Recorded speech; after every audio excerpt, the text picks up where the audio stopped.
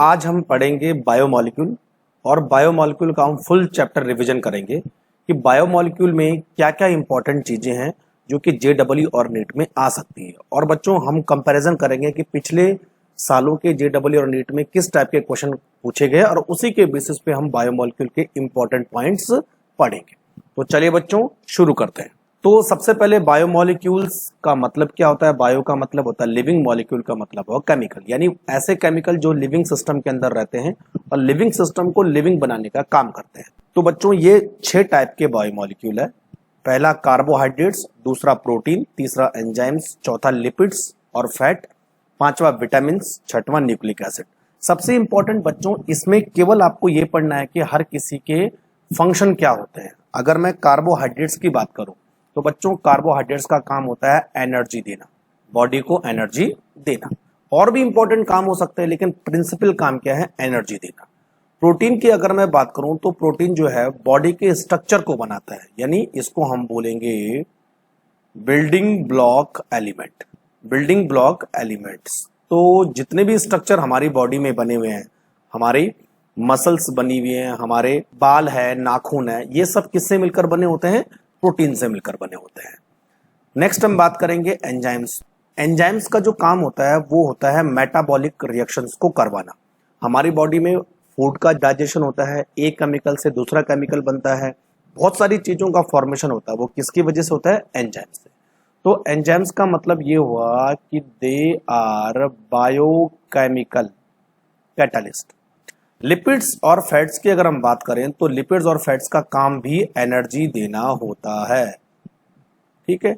और बच्चों लिपिड्स जो है सेल मेम्ब्रेन को बनाने का काम भी करती है, और भी बहुत सारे काम है। विटामिन की अगर हम बात करें तो विटामिन बच्चों हमें डिजीज से बचाते हैं, यानी they play important role in immunity. तो बहुत सारी ऐसी बीमारियां हैं जो विटामिन की डिफिशिएंसी से हो जाती है, तो इम्यूनिटी में बहुत इंपॉर्टेंट रोल प्ले करते हैं। जहां तक बात करते हैं हम न्यूक्लिक एसिड की, तो बच्चों न्यूक्लिक एसिड में 2 इंपॉर्टेंट न्यूक्लिक एसिड आ गए, डीएनए एंड आरएनए। डीएनए का मतलब डीऑक्सीराइबो न्यूक्लिक एसिड, आरएनए का मतलब राइबोज न्यूक्लिक एसिड। तो आरएनए का मतलब होता है बच्चों प्रोटीन सिंथेसिस, और डीएनए का काम होता है हेरिडिटी। हेरिडिटी का मतलब होता है transfer of character from one generation to another generation. तो ये मैंने कुछ इनके इंपॉर्टेंट काम आपको बता दिया, बाकी डिटेल में हम 1 बाय 1 पढ़ते रहेंगे। तो सबसे पहले बच्चों हम पढ़ेंगे कार्बोहाइड्रेट्स। तो कार्बोहाइड्रेट्स का अगर हम डेफिनेशन देखें तो कार्बोहाइड्रेट्स के अंदर पॉलीहाइड्रोक्सी एल्डिहाइड, यानी कई सारे हाइड्रोक्सी ग्रुप होते हैं और एल्डिहाइड ग्रुप होता है, या पॉलीहाइड्रोक्सी एल्डिहाइड के साथ कीटोन ग्रुप होगा, या बच्चों ऐसे सब्सटेंस जिनको हाइड्रोलाइज करने से ये सब्सटेंस मिलते हैं। कार्बोहाइड्रेट्स को हम जो है शुगर बोलते हैं, और बच्चों शुगर का मतलब होता है सैकराइड्स, इसीलिए carbohydrate is also called saccharides. Carbohydrate के स्ट्रक्चर की अगर हम बात करें तो बच्चों हमारे पास कार्बोहाइड्रेट्स हैं ग्लूकोज एंड फ्रक्टोज। देखिए ग्लूकोज का स्ट्रक्चर इस तरह से होता है, ये इस पर हाइड्रोक्सिल ग्रुप लगे होते हैं कई सारे, और एक एल्डिहाइड ग्रुप होता है। वहीं अगर मैं फ्रक्टोज की बात करूं तो फ्रक्टोज में कीटोन ग्रुप होता है और कई सारे इसमें अल्कोहल ग्रुप लगे होते हैं, OH ग्रुप। तो ये बेसिक स्ट्रक्चर है ग्लूकोज और फ्रक्टोज में, बस डिफरेंस यही है, ग्लूकोज में एल्डिहाइड ग्रुप होता है, फ्रक्टोज में कीटोन ग्रुप होता है। बाकी दोनों का फॉर्मूला सेम रहेगा, C6H12O6। दोनों के मॉलिक्यूलर फॉर्मूला सेम है लेकिन स्ट्रक्चर फॉर्मूला अलग अलग है, इसलिए दोनों एक दूसरे के फंक्शनल आइसोमर है। वहीं अगर हम क्लासिफिकेशन की बात करें तो बच्चों कार्बोहाइड्रेट्स को 3 मेन कैटेगरी में क्लासिफाइड किया जाता है, monosaccharides, oligosaccharides and polysaccharides. Monosaccharide का मतलब होता है कि इन कंपाउंड में केवल एक मॉलिक्यूल शुगर होता है, और यहां पर एग्जांपल है ग्लूकोज, फ्रक्टोज एंड राइबोज। वहीं अगर हम ओलिगोसैकेराइड की बात करें तो ओलिगोसैकेराइड के अंदर बच्चों 2 से लेकर 10 मॉलिक्यूल शुगर के होते हैं, या ऐसे सब्सटेंस जो हाइड्रोलाइज करने पर 2 या 2 से ज्यादा मॉलिक्यूल शुगर के बनाते हैं। तो ओलिगोसैकेराइड डाइसैकेराइड भी हो सकता है, ट्राई भी हो सकता है, टेट्रा भी हो सकता है, पेंटा भी हो सकता है, depend upon how many unit of sugar present. तो अगर मैं डाइसैकराइड की बात करूं तो डाई का मतलब दो, सैकराइड का मतलब शुगर, यानी इसमें दो शुगर यूनिट आपस में कनेक्ट होगी। तो एग्जाम्पल हो गए बच्चों हमारे सुक्रोज, माल्टोज और एक और होता है लैक्टोज। ये बहुत इंपॉर्टेंट है ना, इनके एग्जाम्पल कई बार पूछे जाते हैं। Sucrose, maltose and lactose disaccharide way. Disaccharide की बात करें हम तो रैफिनोज हमारे पास एग्जाम्पल है। अगर बच्चों हम पॉलीसैकराइड्स की बात करें तो पॉलीसैकराइड का मतलब ये होता है कि पॉलीमर ऑफ शुगर, इसमें कई सारे लगभग 1000 शुगर मॉलिक्यूल आपस में कनेक्ट होकर पॉलीमर बनाती है। तो पॉलीसैकराइड हम दो तरह से क्लासिफाइड कर सकते हैं। एक ऐसे पॉलीसैकराइड जो स्ट्रक्चरल होते हैं, किसी खास स्ट्रक्चर को बनाते हैं, और दूसरे पॉलीसैकराइड जो स्टोर्ड होते हैं। तो बच्चों स्ट्रक्चरल पॉलीसैकराइड हमारे पास है सेल्यूलोज, और सेल्यूलोज क्या करता है, सेल वॉल को बनाता है। सेल वॉल, जो प्लांट की सेल वॉल होती है उसको बनाने में सेल्यूलोज का बहुत इंपॉर्टेंट काम है। और अगर मैं स्टोरेज पॉलीसैकराइड की बात करें तो स्टार्च, इनोलिन और एक और होता है बच्चों ग्लाइकोजन। तो ये तीन हमारे पास स्टोरेज की तरह पॉलीसैकराइड होते हैं। तो समझ में आ गया। अगर बच्चों हम मोनोसैकराइड और डाइसैकराइड की बात करें तो वो स्वीट होते हैं, मीठे होते हैं। लेकिन अगर हम पॉलीसैकराइड की बात करें तो पॉलीसैकराइड जो है स्वीट नहीं होते हैं, इसीलिए जो इनको हम नॉन शुगर भी बोलते हैं।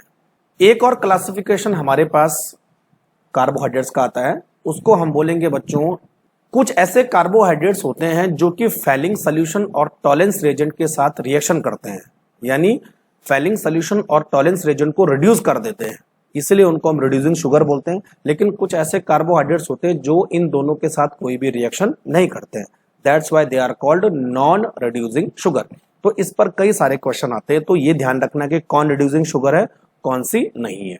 तो चलो मैंने यहां पर एक क्लासिफिकेशन लिखा है। अगर मैं मोनोसैकराइड्स की बात करूं तो सारे के सारे मोनोसैकराइड्स रिड्यूसिंग शुगर होते हैं। अगर मैं डाइसैकराइड्स की बात करूं तो तीन डाइसैकराइड हमारे पास है, maltose, sucrose, lactose.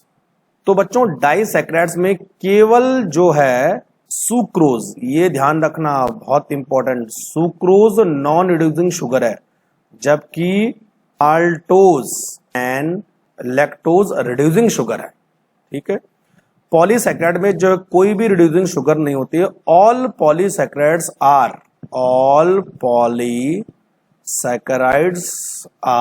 Non reducing sugar. तो डाइसैकराइड में केवल सुक्रोज हो गया, पॉलीसैकराइड में सारे के सारे हो गए। मोनोसैकराइड सारे रिड्यूसिंग शुगर की तरह काम करते हैं। ठीक है बच्चों, चलो अब सबसे पहले हम कार्बोहाइड्रेट में हमारा जो मोनोसैकराइड है ग्लूकोज एंड फ्रक्टोज, उस पर डिस्कस करेंगे। सबसे पहले बात करते हैं ग्लूकोज। ग्लूकोज को हम ग्रेप शुगर भी बोलते हैं क्योंकि ये अंगूर में ज्यादा पाया जाता है।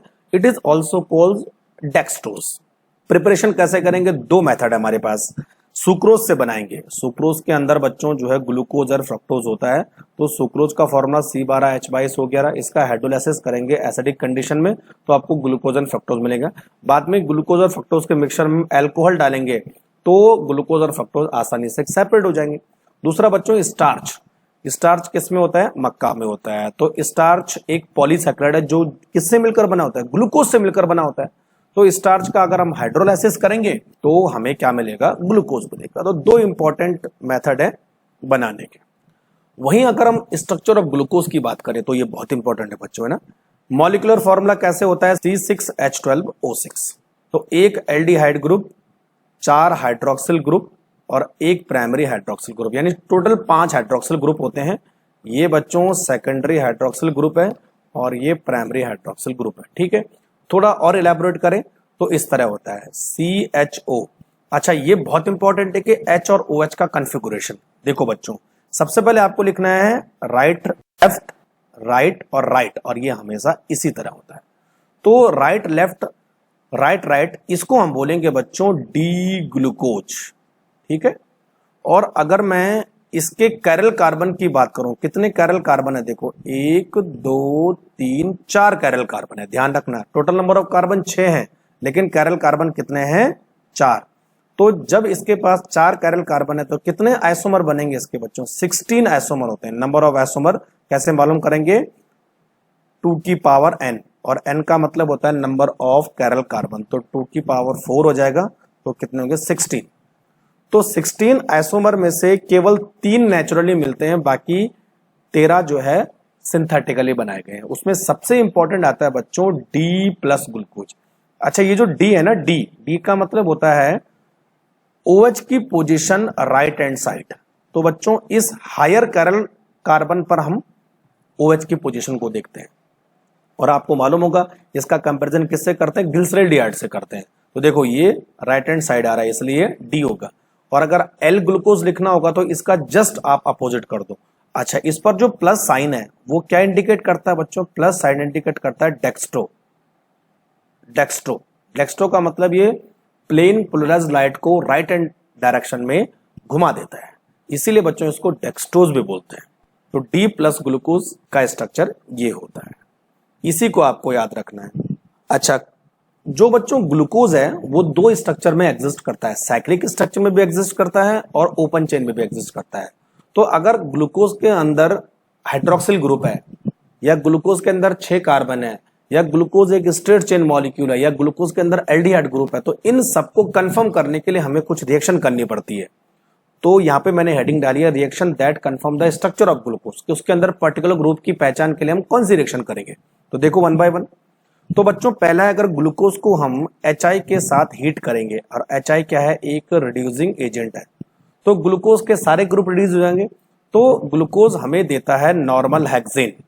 तो नॉर्मल हेक्सेन देने का मतलब है कि ग्लूकोज के अंदर सारे कार्बन जो है स्ट्रेट चेन में लगे हुए हैं, कोई भी ब्रांचिंग नहीं है। ठीक है, दूसरी रिएक्शन देखो, ग्लूकोज की अगर हम हाइड्रोक्सिल अमीन्स के साथ रिएक्शन करेंगे NH2OH, तो बच्चों हाइड्रोक्सिल अमीन क्या करेगा, ग्लूकोज के साथ रिएक्शन करके ऑक्साइम बना लेगा, दिस इज कॉल्ड ऑक्साइम।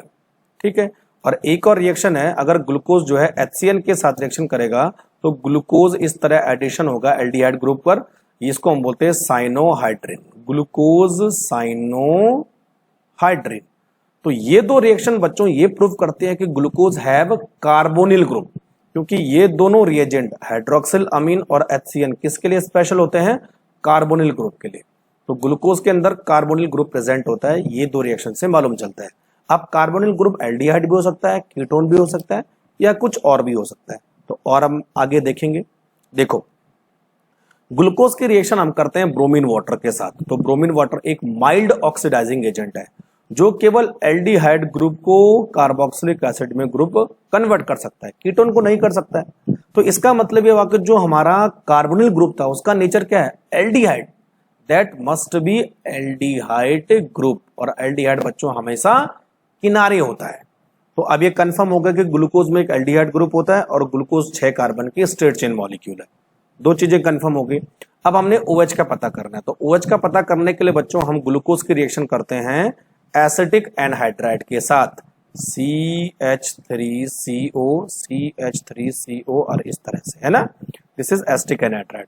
तो एसिटिक एनहाइड्राइड क्या करता है, ग्लूकोज के हाइड्रोक्सिल ग्रुप के साथ मिलकर एसीटेट मॉलिक्यूल बना देता है। ये देखो, तो कितने एसिटिक एनहाइड्राइड यूज होंगे बच्चों, 5 एसिटिक एनहाइड्राइड यूज होते हैं, this is called glucose penta acetate, penta acetate.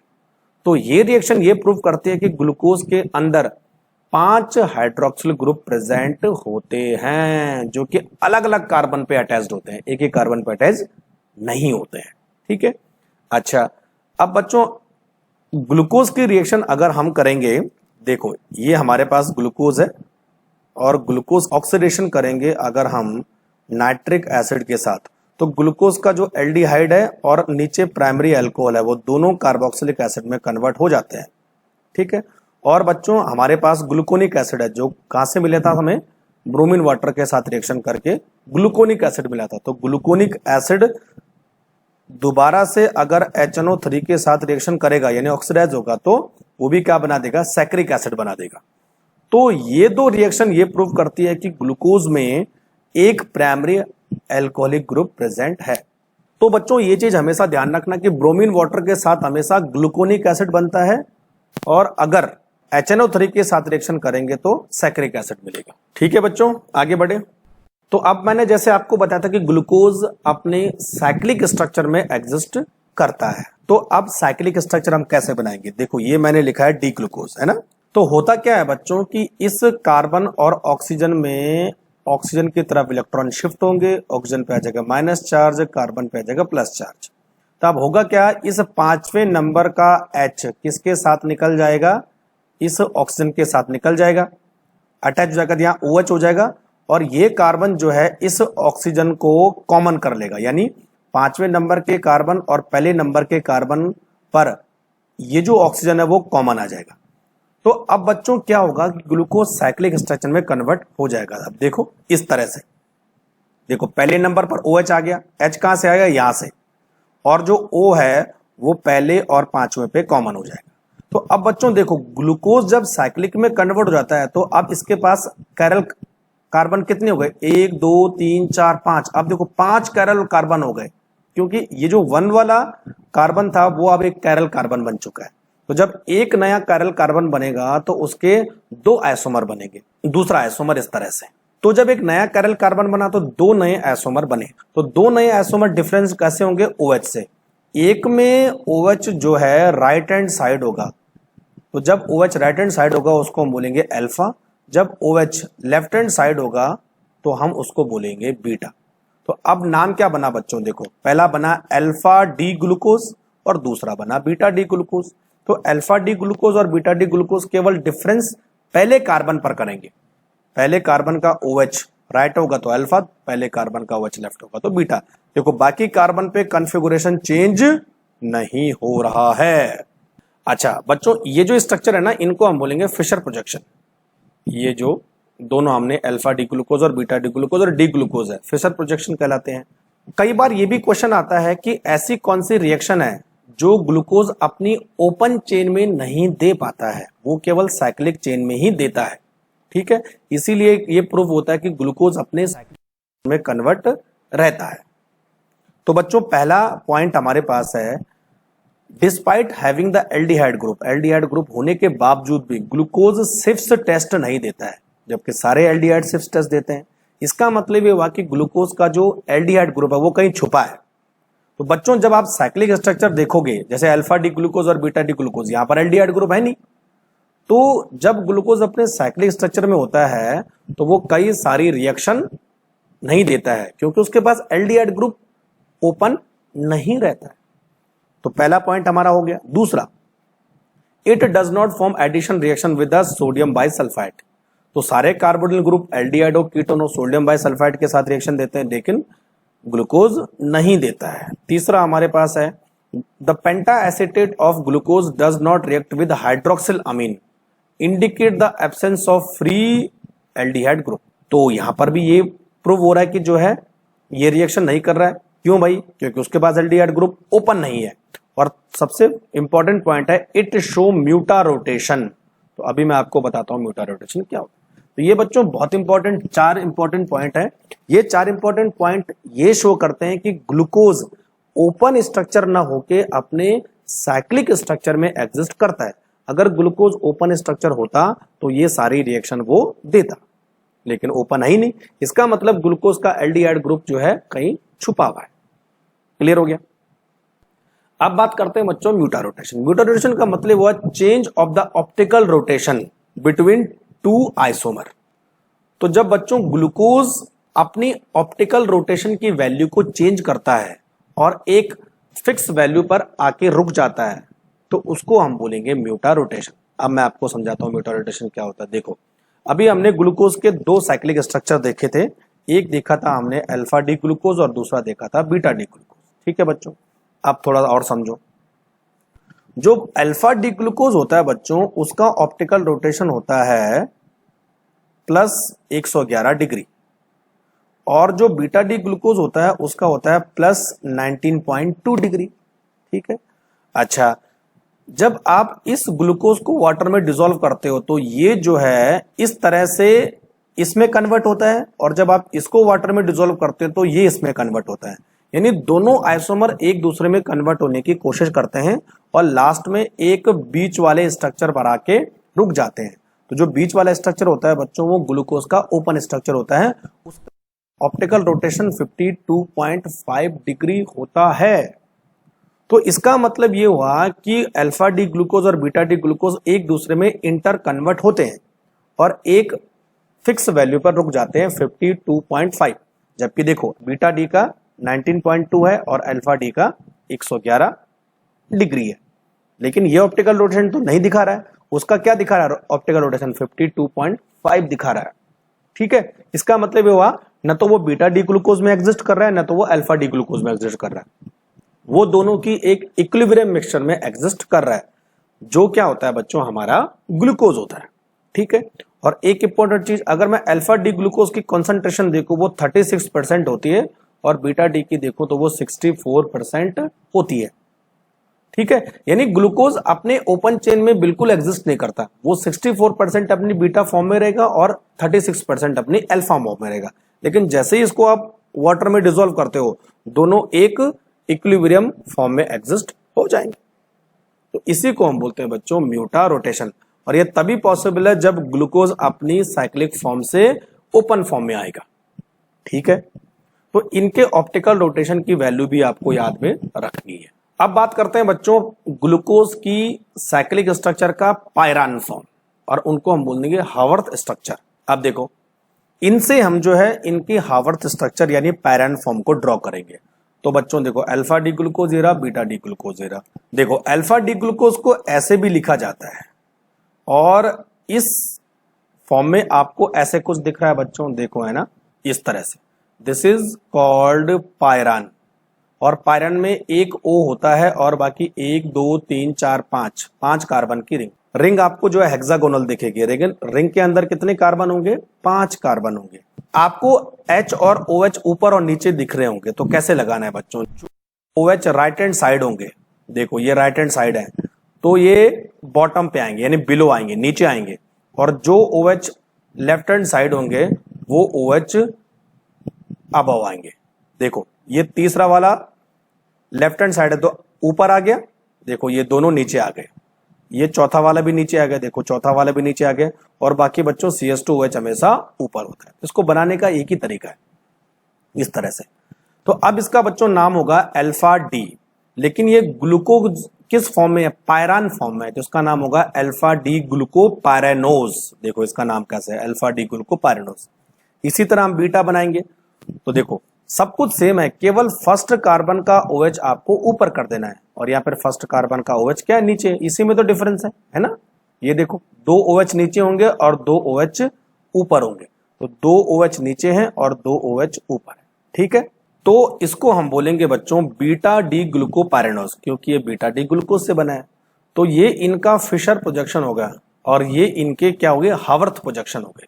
ठीक है बच्चों, तो इसी को हम मेन लिखते हैं, क्योंकि बाद में जब आप डाइसैकराइड और पॉलीसैकराइड बनाओगे तो ये आपको हावर्थ प्रोजेक्शन है आपको लिखनी है। तो समझ में आ गया। जो अल्फा डी ग्लूकोज और बीटा डी ग्लूकोज होते हैं उनमें डिफरेंस क्या होता है, केवल फर्स्ट कार्बन के OH के कॉन्फ़िगरेशन में। एक में फर्स्ट कार्बन के OH ऊपर है, एक में फर्स्ट कार्बन का OH नीचे है। तो बच्चों इस तरह की फॉर्म को हम बोलेंगे एनोमेरिक। क्या बोलेंगे, एनोमेरिक। और एनोमर्स वो होते हैं जो अपने फर्स्ट कार्बन के कॉन्फ़िगरेशन में चेंज करते हैं। तो alpha D glucose and beta D glucose are anomer of each other. ठीक है बच्चों, तो ये था हमारे पास ग्लूकोज। अब नेक्स्ट हम बात करते हैं फ्रक्टोज। फ्रक्टोज को हम बच्चों फ्रूट शुगर भी बोलते हैं, क्योंकि ये फ्रूट्स के अंदर पाई जाती है, और फ्रक्टोज जो है ज्यादा मीठी होती है ग्लूकोज से। तो फ्रक्टोज का स्ट्रक्चर हम देखें तो देखो, एक बहुत इंपॉर्टेंट चीज मैं आपको बताने वाला हूं। फ्रक्टोज को हम मॉलिक्यूलर C6H12O6 है ना, और एक और फॉर्म में हम इसको लिखते हैं CH2OH C double bond O CHOH का 3 और CH2OH है ना बच्चों। और इसको थोड़ा और एलाबोरेट करके हमने ऐसे लिख लिया। जो फ्रक्टोज होता है वो माइनस साइन एग्जिस्ट करता है, यानी वो अपनी नेचुरल फॉर्म में लीवो रोटेटरी होता है। देखो बहुत इंपॉर्टेंट है, इसलिए इसको हमने माइनस। फ्रक्टोज के कैरल कार्बन देखो, तो कैरल कार्बन इसमें केवल 3 ही है, 3 कैरल कार्बन है। तो 3 कैरल कार्बन होने की वजह से कितने आइसोमर बनाएगा, 2 की पावर 3 8 आइसोमर बनाएगा, जिसमें जो नेचुरली होता है वो D माइनस फ्रक्टोज होता है, यानी लीवो रोटेटरी इसकी नेचुरल फॉर्म है। ठीक है, और जो D है वो क्या बताता है, जो OH है वो राइट हैंड साइड लगा हुआ है। एक चीज आपको ध्यान रखनी है, जो फ्रक्टोज है उसमें ये जो OH का कॉन्फ़िगरेशन है वो सेम है ग्लूकोज के जैसे। तो ग्लूकोज के third, fourth and fifth carbon में जो OH का कॉन्फ़िगरेशन है वही फ्रुक्टोज के थर्ड, फोर्थ एंड फिफ्थ में कॉन्फ़िगरेशन होगा। ठीक है, अब बात करते हैं साइक्लिक स्ट्रक्चर ऑफ फ्रक्टोज। जैसा हमने ग्लूकोज में बनाया था वैसा हम फ्रक्टोज में बनाएंगे। यहां से क्या करेंगे, देखो ये इधर चला जाएगा, ये माइनस और ये प्लस। ठीक है, ये H निकल के इस O के पास चला जाएगा और ये कार्बन जो है इस O को कॉमन करेंगे, यानी अब दूसरे और पांचवें कार्बन पर OH कॉमन होगा और दूसरे कार्बन के O के साथ पांचवें कार्बन का H निकल जाएगा जो OH के साथ जुड़ा है। ठीक है, तो अब साइक्लिक में कैसे बनेगा, देखो इसकी भी वही कहानी हो जाएगी, alpha D and beta D. देखो दूसरे कार्बन पर OH आ गया है ना, और पांचवा कार्बन जो है दूसरे कार्बन के साथ O को शेयर करेगा। यहां पर भी ऐसा हो रहा है। तो देखो बच्चों, दूसरे कार्बन में एक नया कैरल कार्बन बन गया, यानी दूसरा कार्बन अब कैरल कार्बन बन गया। यहां पर ये कैरल नहीं था लेकिन अब ये कैरल बन गया है। तो अब इसके पास नंबर ऑफ कैरल कार्बन कितने हो गए, 4। तो पहले कितने थे, 3, साइक्लिक में कितने हुए, 4। ठीक है, तो अब एक नया कैरल कार्बन बनने से 2 नए आइसोमर और बनेंगे। तो देखो बच्चों, यहां पर OH राइट हैंड साइड है तो यानी इसको हम बोलेंगे अल्फा, यहां पर OH लेफ्ट हैंड साइड है इसको हम बोलेंगे बीटा। कहानी वही हो जाएगी, अल्फा डी माइनस फ्रक्टोफ्यूरेनोज और बीटा डी माइनस फ्रक्टोफ्यूरेनोज। अच्छा, फ्यूरेनोज क्या हुआ, जब आप इसको हैवर्थ प्रोजेक्शन में लाओगे ऐसा करके, ये देखो, तो इसके अंदर आपको इस तरह की रिंग देखने को मिलेगी, इस तरह की। This ring is called furan ring, है ना। और ग्लूकोज में हेक्सागोनल रिंग थी, वो थी पायरान। यहां पे पेंटागोनल रिंग है, ये है फ्यूरान।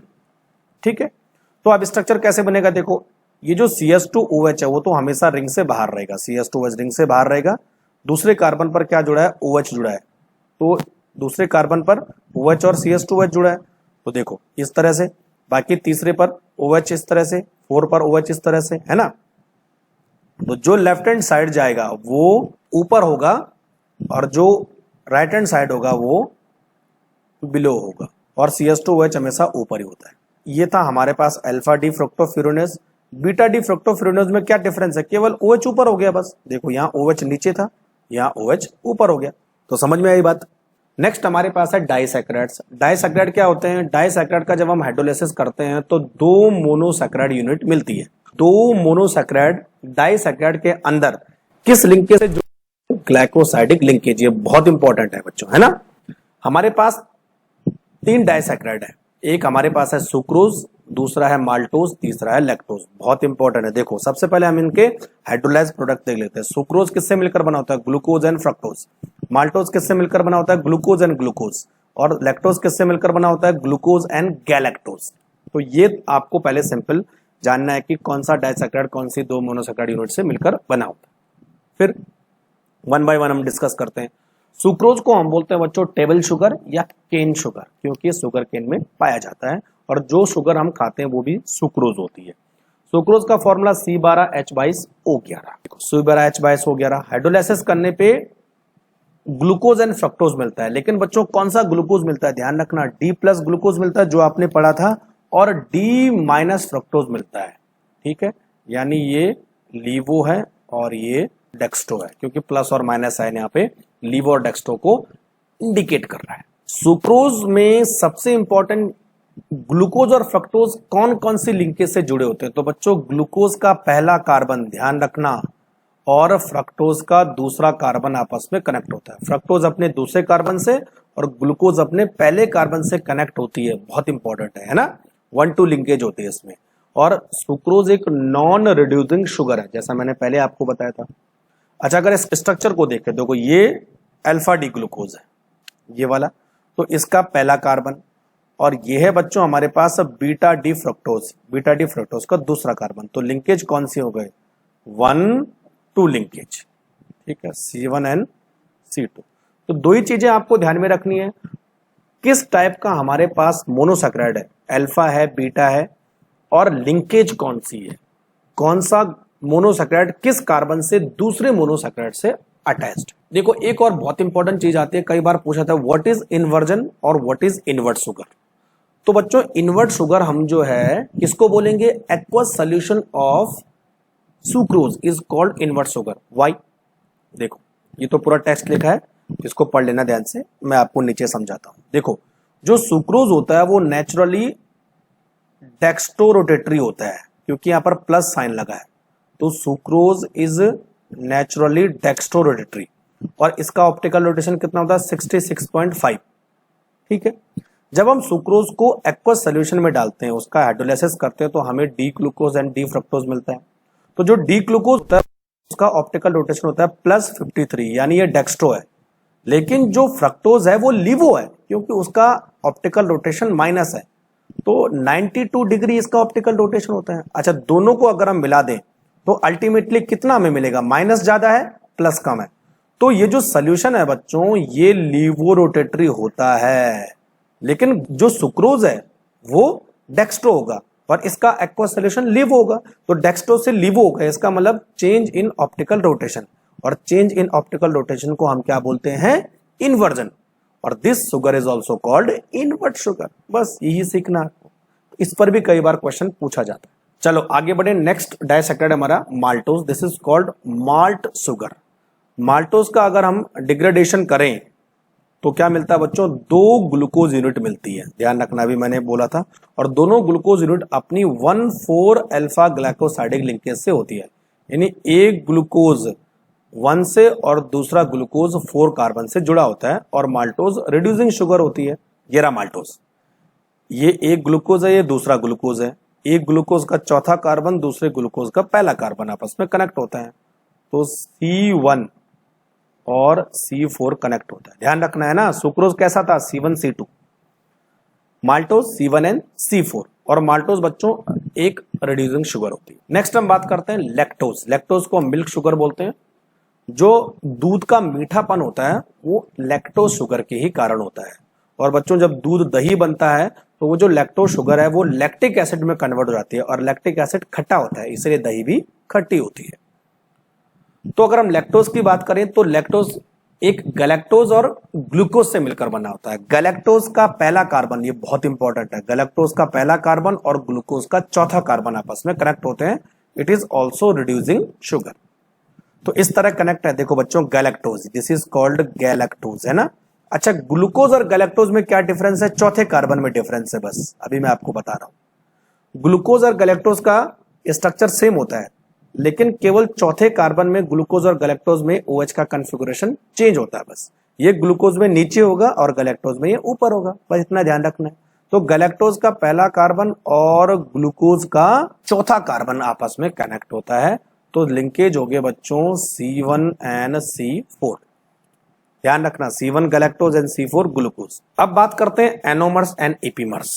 देखो ग्लूकोज के 2 आइसोमर और होते हैं जो नेचुरली एग्जिस्ट करते हैं, एक होता है गैलेक्टोज और दूसरा होता है मैनोज, और एक हमने ग्लूकोज के बारे में पढ़ा था। तो सबसे पहले आपको डी ग्लूकोज का स्ट्रक्चर बनाना है, देखो दाएं बाएं दाएं दाएं, है ना, इससे बना लोगे आप। अब बच्चों देखो मैंने अभी बोला गैलेक्टोज, तो गैलेक्टोज क्या होता है, 4th कार्बन पे ग्लूकोज से चेंज करता है, देखो 4th कार्बन में कॉन्फ़िगरेशन चेंज हो गया, ये राइट हैंड साइड है तो ये लेफ्ट हैंड साइड हो गया, बस ये ग्लूकोज गैलेक्टोज हुआ। और मैनोज की बात करें तो मैनोज बच्चों 2nd कार्बन में ग्लूकोज से डिफर करता है, 2nd कार्बन में इसका कॉन्फ़िगरेशन चेंज होता है, देखो ये राइट हैंड साइड चला गया, ये लेफ्ट हैंड साइड है। तो ग्लूकोज एंड गैलेक्टोज एक दूसरे के ईपीमर होंगे, इसी तरह ग्लूकोज एंड मैनोज भी एक दूसरे के ईपीमर होंगे। ईपीमर का मतलब वो कंपाउंड जो किसी एक कैरल कार्बन पर एक दूसरे के कॉन्फ़िगरेशन को चेंज करते हैं, ठीक है बच्चों। अगर मैं एनोमर की बात करूं तो एनोमर कौन होते हैं, alpha D glucose and beta D glucose, क्योंकि ये कॉन्फ़िगरेशन चेंज करते हैं केवल 1st कार्बन पर।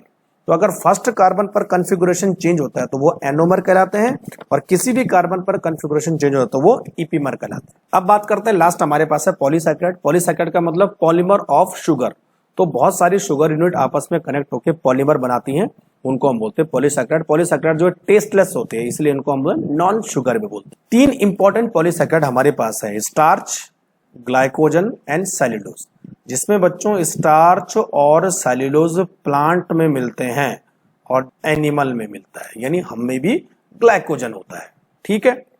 अच्छा, अगर मैं स्टार्च की बात करूं तो स्टार्च किससे मिलकर बना होता है? Starch alpha D plus glucose से मिलकर बना होता है। बहुत इंपॉर्टेंट है। यानी पॉलीमर का मोनोमर क्या है? तो स्टार्च का मोनोमर क्या है? Alpha D plus glucose. और स्टार्च के अंदर दो स्ट्रक्चर होते हैं, एमाइलोज एंड एमाइलोपेक्टिन। अभी डिस्कस करते हैं।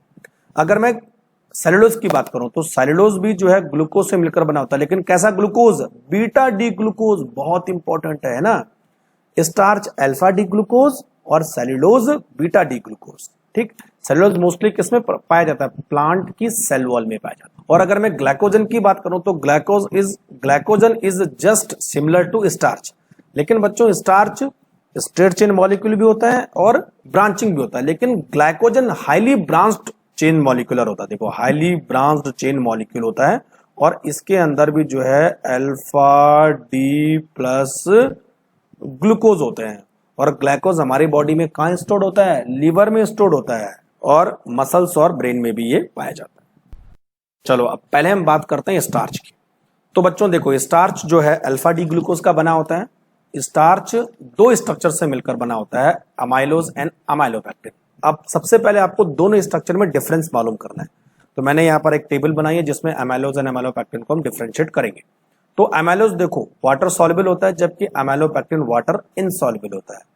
अमाइलोज केवल 15 से 20% स्टार्च के अंदर होता है, जबकि अमाइलोपेक्टिन 80 से 85% होता है। ज्यादा अमाइलोपेक्टिन होता है, कम अमाइलोज होता है।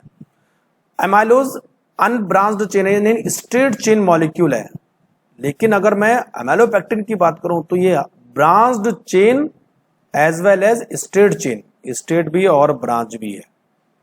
एमाइलोपेक्टिन के अंदर दोनों स्ट्रक्चर होते हैं। एमाइलोज में ग्लूकोज की यूनिट जुड़ी होती है, वो C1 और C4 अल्फा ग्लाइकोसाइडिक लिंकेज से जुड़ी होंगी, जबकि एमाइलोपेक्टिन में C1 C4 तो होता ही है, तो स्ट्रेट चेन में C1 C4 होगा, लेकिन ब्रांचिंग में ये C1 और C6 से जुड़ा होगा। अभी मैं बताता हूं कैसे स्ट्रक्चर होता है। तो ये एमाइलोज और एमाइलोपेक्टिन के बीच में डिफरेंशिएट। अब देखो बच्चों, स्ट्रक्चर ऑफ स्टार्च। ये हमारे पास एमाइलोज है। देखो ये अल्फा ग्लूकोज, ये भी अल्फा ग्लूकोज, ये भी दूसरा अल्फा ग्लूकोज। तो एक का 4 दूसरे का 1, इधर से भी 4 1 जुड़ता जाएगा, स्ट्रेट चेन मॉलिक्यूल बनेगा। लेकिन अगर मैं एमाइलोपेक्टिन की बात करूं तो एमाइलोपेक्टिन में देखो स्ट्रेट चेन तो है ही है, लेकिन साथ में ब्रांचिंग भी है। देखो ब्रांचिंग है 1 और दूसरे का 6, तो ये ब्रांच हो गया, फिर ये स्ट्रेट चेन हो गया, फिर दोबारा यहाँ ब्रांच होगी, स्ट्रेट चेन होगी। तो ब्रांच और स्ट्रेट चेन मिलके क्या होता है? एमाइलोपेक्टिन बनता है। एमाइलोज केवल स्ट्रेट चेन मॉलिक्यूल होता है। समझ में आई बात? नेक्स्ट हम बात करते हैं सेल्यूलोज। सेल्यूलोज किसमें मिलता है बच्चों? कॉटन फाइबर होता है, वो सेल्यूलोज की एक फॉर्म होती है। सेल्यूलोज किससे मिलकर बना होता है? अभी हमने बात की थी, cellulose is beta D glucose. और लिंकेज क्या होती है बच्चों? C1 and C4। Beta D glucose मतलब ये OH जो है ऊपर की तरफ होगा, इसलिए बीटा डी हुआ है। OH अगर नीचे की तरफ होता तो अल्फा डी होता है ना। तो इस तरह, तो देखो एक का हमारे पास 4 और दूसरे का पहला, ठीक है, 4 and 1, तो 1,4 ग्लाइकोसाइडिक लिंकेज इसमें पाई जाती है। लास्ट हम बात करेंगे बच्चों टेस्ट फॉर कार्बोहाइड्रेट। इससे भी कई बार क्वेश्चन आते हैं। कार्बोहाइड्रेट की पहचान के लिए सबसे पहले कौन सा टेस्ट करोगे? Molisch test. देखो Molisch test is identify carbohydrate. अब बच्चों जो हमारे पास रिड्यूसिंग शुगर है उनके लिए हम क्या क्या टेस्ट करते हैं? बेनेडिक्ट टेस्ट, फैलिंग टेस्ट और दूसरा करते हैं टॉलेंस टेस्ट। ये तीनों टेस्ट क्या करते हैं? रिड्यूसिंग शुगर को आइडेंटिफाई करते हैं, यानी सुक्रोज के लिए टेस्ट नहीं होंगे। ठीक, अब बात करते हैं तीसरा बारफॉइड टेस्ट। ये बहुत इंपॉर्टेंट है। बारफॉइड टेस्ट क्या करता है बच्चों? मोनोसैकेराइड को ओलिगोसैकेराइड से अलग करता है, या आप ऐसा बोल सकते मोनोसैकेराइड को डाइसैकेराइड से भी अलग करता है। तो अगर आपको सुक्रोज और ग्लूकोज में डिफरेंशिएट मालूम करना है तो बारफॉइड, या जितने भी डाइसैकेराइड है माल्टोज, लैक्टोज एंड सुक्रोज, उनको ग्लूकोज और फ्रक्टोज से डिफरेंशिएट करना तो बारफॉइड। सेलिवेनोव टेस्ट। सेलिवेनोव टेस्ट बच्चों कीटोन और एल्डिहाइड, कीटोज और एल्डोज, इन दोनों में डिफरेंशिएट करता है। यानी ग्लूकोज एंड फ्रक्टोज में अगर आपको डिफरेंशिएट करना हो तो कौन सा टेस्ट लगाना पड़ेगा? सेलिवेनोव टेस्ट। ठीक है, अगर आपको पॉलीसैकेराइड की आइडेंटिफाई करना है तो वो आयोडीन टेस्ट होगा। आयोडीन जो है स्टार्च, डेक्स्ट्रिन और सेलुलोज के साथ स्पेशल रिएक्शन देता है। तो ये किसके लिए? पॉलीसैकेराइड।